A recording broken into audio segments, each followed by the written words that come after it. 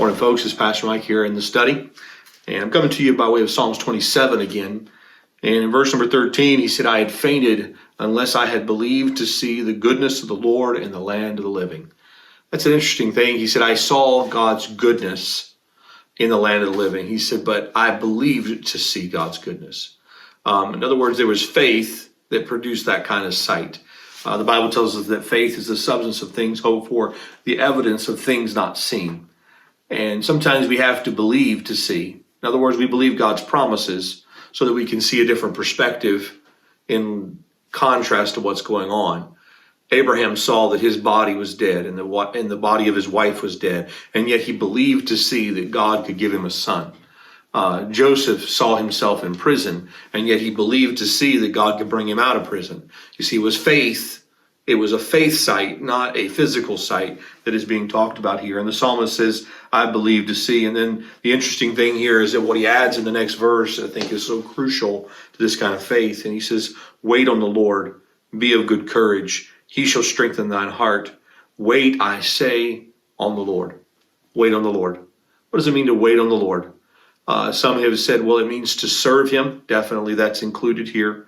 Waiting means to trust him, surely.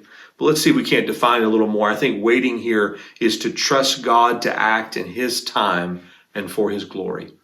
God will act in his time and for his glory. He will accomplish his ends, and he is our greatest joy and our greatest good.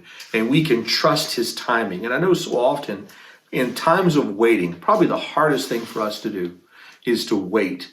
And as we wait upon the Lord and say, God, why? God, how long? Whether it's the suffering that we're going through now in your family because of a relative or because of a sickness, pardon me, or it's just the current circumstance we find ourselves in as a people, as we struggle to say how long or when or what's going to take place next, the psalmist says, look, wait on the Lord and have faith to see. Have faith to see that God is still going to do good by us. You know, things change. Life brings change. Circumstances bring change. History brings change. There have been many pivotal times in history where everything's changed. But I assure you this, God has never changed, and he is still faithful. And we can believe to see the goodness of the Lord in the land of the living. And therefore, because by faith we see that God is going to be good and God is going to do good, then we can wait upon the Lord.